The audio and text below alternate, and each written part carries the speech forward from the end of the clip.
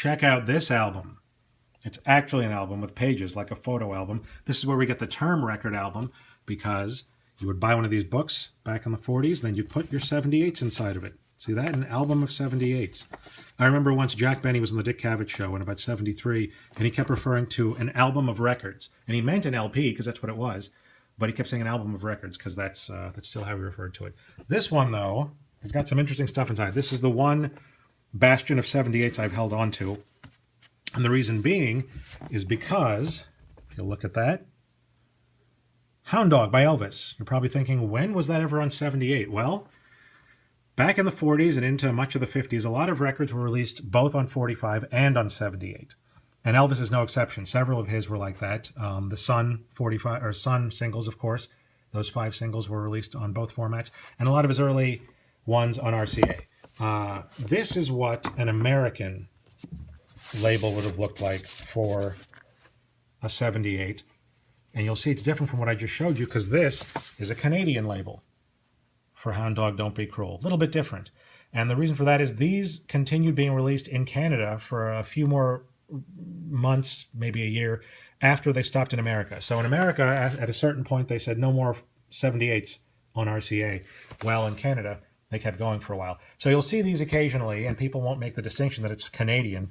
But they are quite rare, and a lot of times these are worth more because it's the only way to get it on 78, some of these songs. I believe if you have the same record, Canadian and American, for Elvis anyway, on 78, the American's usually worth more. But then the later ones that were just 78 in Canada only, those are obviously going to be worth a good deal extra. I also, from Canada, found these. They should be on Chess, you would think, with Chuck Berry, but no, this is a Canadian one on the Quality label. And these were in the same batch. I found both of these. The sound quality is not great because they probably were dubbing the tapes to begin with, and then it's shellac on top of that. So 78s have never sounded really good, but still, it's a rare piece. And as far as 78s in general, I mean, in North America, certainly by the early 60s they were out. For the Beatles, for example, over in England, their first Love Me Do, their first 45 in late 62, still had the prefix on it that indicated whether it was a 45 or a 78. It never came out in 78 over there, but they were still using those prefixes just to be safe. And shortly thereafter that, they stopped 78s altogether in England. However, elsewhere in the world, notably India, they continued releasing Beatles 78s until 1968. I think Lady Madonna is the last one that anyone has documented actually exists, and that came out in the spring of 68. The reason for that is because they figured there are still tons of wind-up gramophones from the days when the British ruled, and you got to have something to play on them, and so that's a viable format there. Those, occasionally see them pop up online for sale, and they go for 4 figures. There's nothing really special about them, but that's what ends up happening. The other 78s I have in here, these are all 1950s rock and roll. There's Fats Domino. This is Blueberry Hill on the A side. Yep.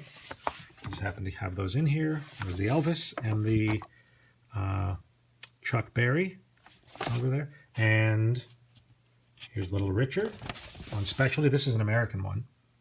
The girl can't help it.